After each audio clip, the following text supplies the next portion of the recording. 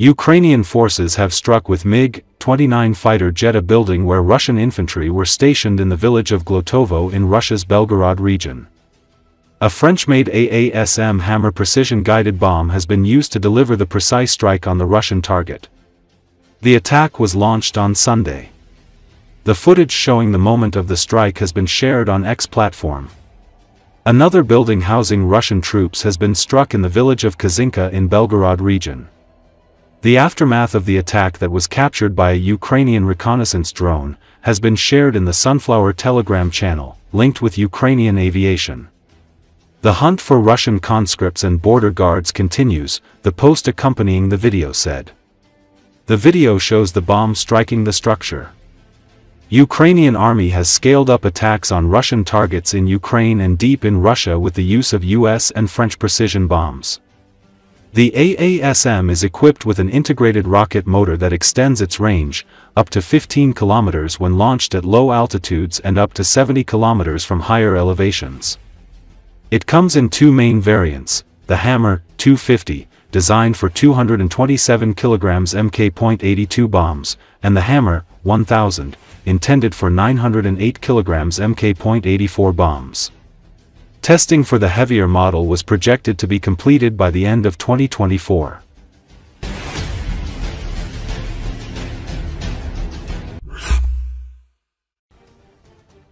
The Russian army has a serious battle for Kherson ahead, but the actions in the Dnieper direction are more of a distraction. This opinion was expressed in an interview with Fabrika Novin by military expert, pilot instructor and retired Ukrainian Armed Forces Colonel Roman Svitan.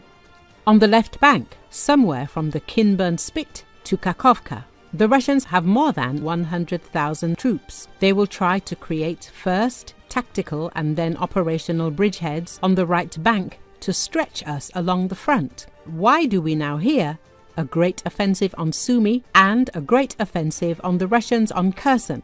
But they will strike at the center, said Svitan. All this shows that Putin is ready to sacrifice another 100,000 soldiers in Kherson, because Ukrainian positions are strong here, which allows for the destruction of 100,000 Russian soldiers during an attack. This situation causes discontent in the army. At the same time, in opinion of Roman Svitan, 100,000 soldiers are not enough to create a serious operational bridgehead on the right bank.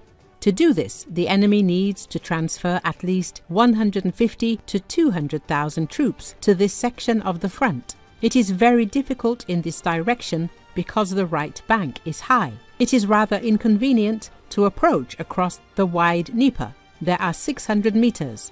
If we consider this section as auxiliary, it can also be divided by the occupiers into several sections. To divert attention, they can now try to move along the islands, but in reality strike somewhere in another direction, for example closer to Kakhovka, where the Dnieper is narrow, the expert emphasized.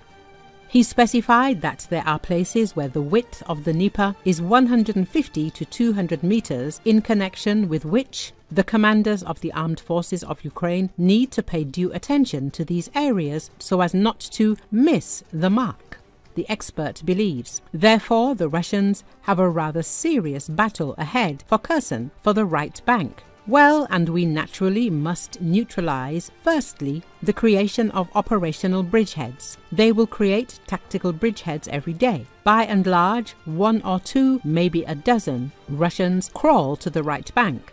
Tactical plans are created in a few hours, and then, a few hours later, they are destroyed. But these processes continue, they will mount. According to Svitan, the Russian army has already begun the summer military campaign. Therefore, in the near future, the enemy pressure will increase on all sections of the front. He added that in the summer of 2025, the Russian army will make efforts to expand the land corridor. As the expert explained, this is about the complete capture of the left bank of the Zaporizhia region and part of the Donetsk region, approximately along the Zaporozhye-Pokrovsk line, squeezing out the Ukrainian armed forces in the area of Konstantinovka, Lyman, etc. At the same time, the enemy will try to stretch the resources of the Ukrainian army so that the defense forces are forced to withdraw reserves from the center and transfer them to the side of Kherson, to the southwest, and to the north towards Sumy, Kharkov.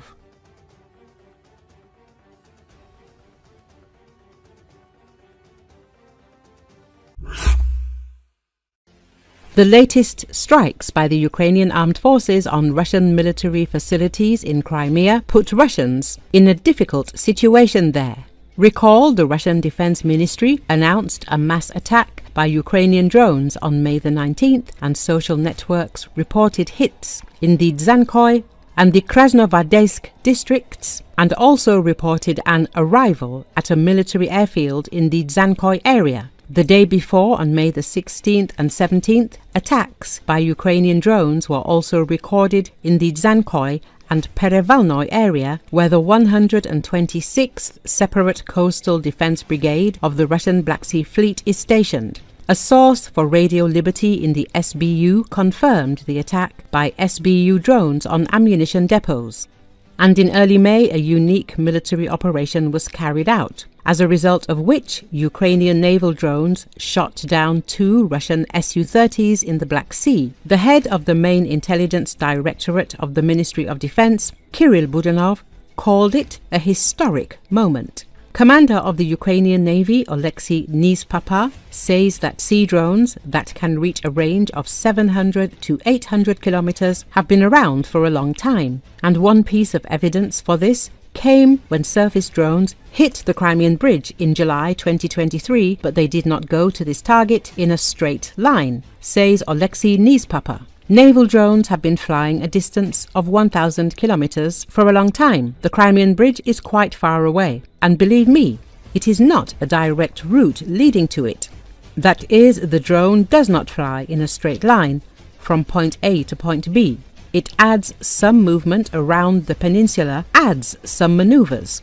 Therefore, naval drones with a range of 700 to 800 kilometers have existed for a long time, and there were defeats, including the Kerch Bridge and ships in the Kerch Strait. You know that the GUR units sank a patrol ship there, says the commander of the Ukrainian Navy. Modernized naval UAVs can reach Novorossiysk, and that's not the limit, says the Vice Admiral. The security service, together with the Ukrainian Navy, destroyed a landing ship near Novorossiysk. That is, this operation is not new, and the distance allows sea drones to be based along the entire length of the Black Sea from west to east, explains the Ukrainian Navy commander.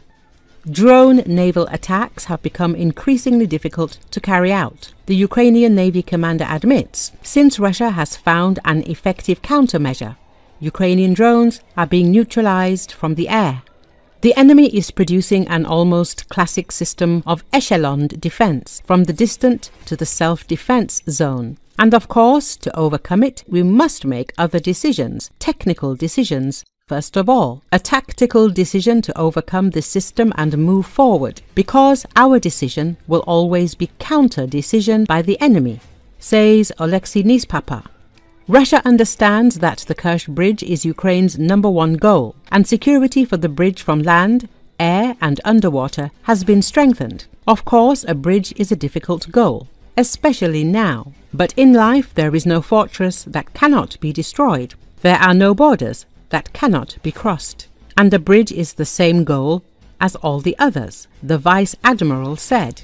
How did Ukraine manage to achieve such success that the Russian Black Sea Fleet was relocated from Crimea to Novorossiysk? I think, firstly, the enemy's self-confidence played a role. As some said, if Ukraine doesn't have a fleet, then there's no point in paying attention to it at all. This was the enemy's first mistake, and he now understands that it was a really big mistake for him. I didn't believe that Ukraine would have coastal missile forces that could hit the enemy. He didn't understand that there could be sea kamikaze drones. It was his self-confidence that allowed us to neutralize the danger from the enemy. Now he doesn't make such mistakes anymore.